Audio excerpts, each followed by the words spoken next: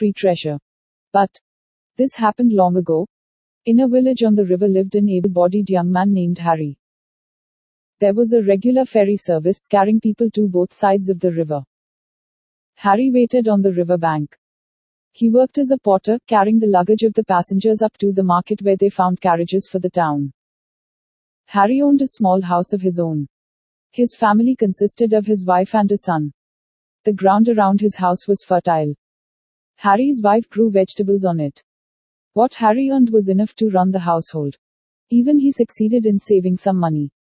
One day, as he sat on the river bank waiting for the ferry to reach the shore, a roving lunatic came closer to him and began babbling. In the forest, near the deserted temple, there are ghosts. They know about buried wealth. So many times they have offered me wealth. But, asked Harry, curious to hear the rest. Shut up, shouted the lunatic, am I under your command that I must tell you everything? Why don't you go and see for yourself? The lunatic began calling Harry names. Harry did not mind his outbursts. But he grew curious about the buried wealth and the ghosts. Sometimes a madman can speak out what a normal man would not.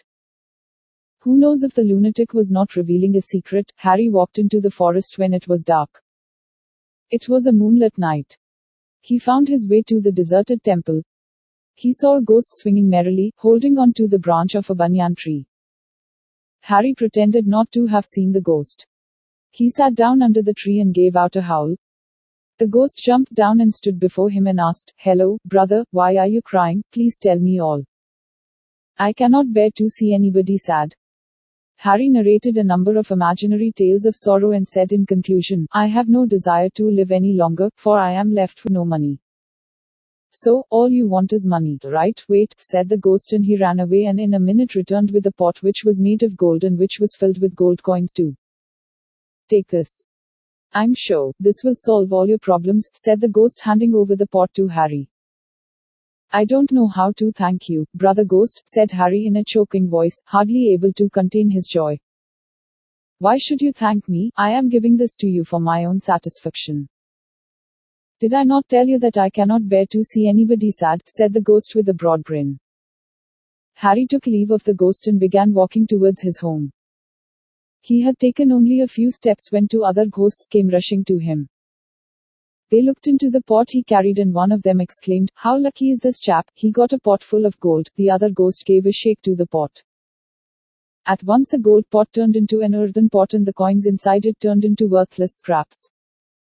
Harry was shocked. He looked back. But his well-wisher ghost was not there. He returned home, disappointed. He did not work the next day.